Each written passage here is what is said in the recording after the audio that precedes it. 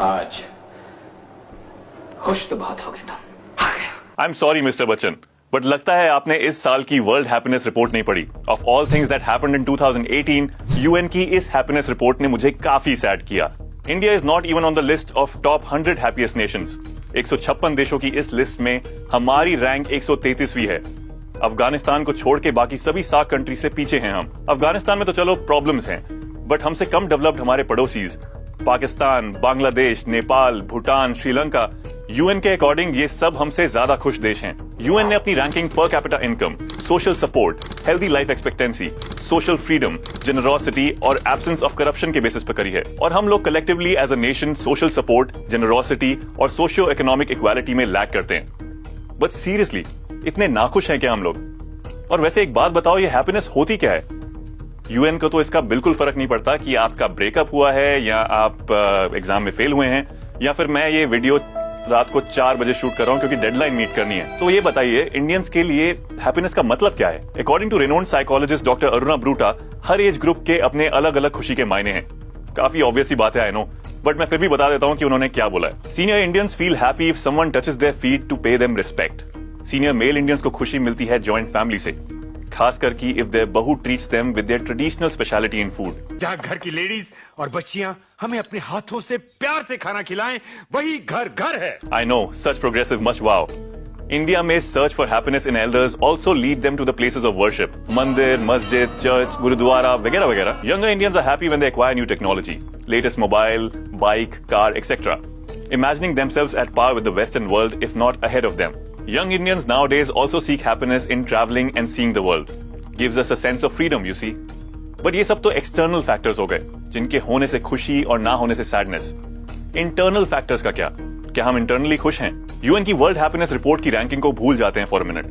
WHO के according we are the most depressed country in the world, followed by China and the US. According to another report, in the last 10 years, the rate of anxiety and depression among corporate employees has increased by 45 to 50%. So much so that today 42.5% of corporate employees in India suffer from depression. मतलब हर 2 में से almost एक corporate employ anxiety और depression से जूझ रहा है। But ये सीन क्या है यार? इतनी भसड़ क्यों है हम लोगों के जीवन में?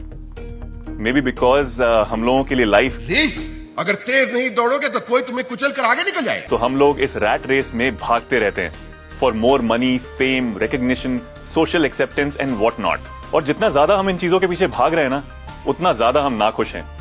हम इन चीजों के पीछे इतना ज्यादा इसलिए भाग रहे हैं क्योंकि हम लोगों की आदत ऐसी हो गई है that we always compare our lives to those of others.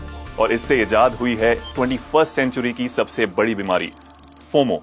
Urban dictionary के हिसाब से फोमो और fear of missing out is a feeling of anxiety और insecurity over the possibility of missing out on something as an event और an opportunity. जैसे party में ना जा पाने पर फोमो कि सब लोग कितना एंजॉय कर रहे होंगे, सेल्फीज क्लिक करेंगे, अपलोड करेंगे सोशल मीडिया पे and you will miss all of that. Social media इस फोमो की आग में घी का काम करता है। It leads to a compulsive desire to stay connected with other people's lives online all the time. हम लोग Facebook, Twitter, Instagram वगैरह से इस लेवल पर एडिक्ट हो रहे हैं कि बाकी लोग अपनी लाइफ में क्या कर रहे हैं या हमारे पोस्ट पर कितने लाइक आए या नहीं आए, that actually becomes very important, almost like an obsession.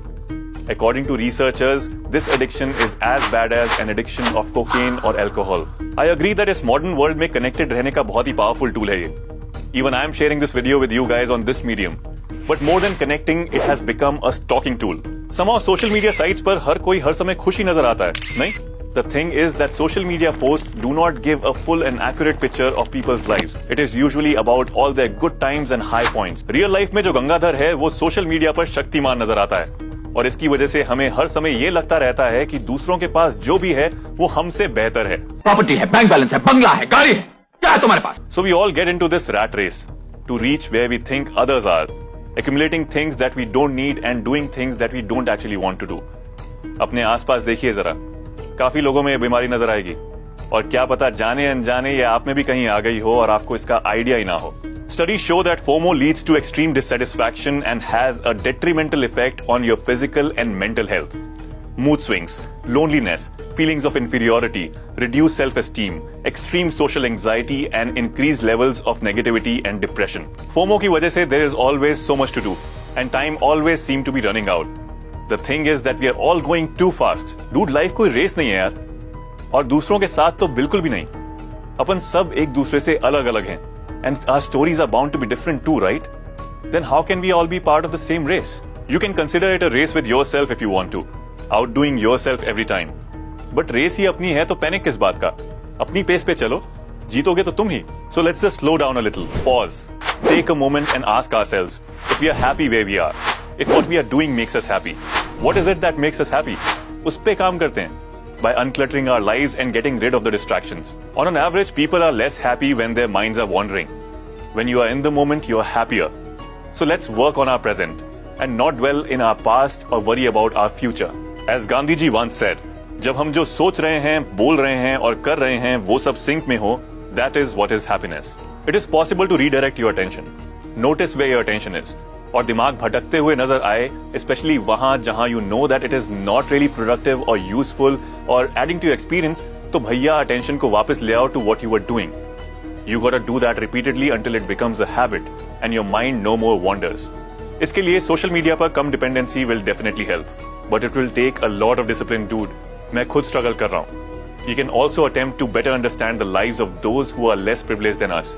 And don't forget to be grateful for all that is good and meaningful in our lives. Tell me what are your views on happiness? And like, share and comment below.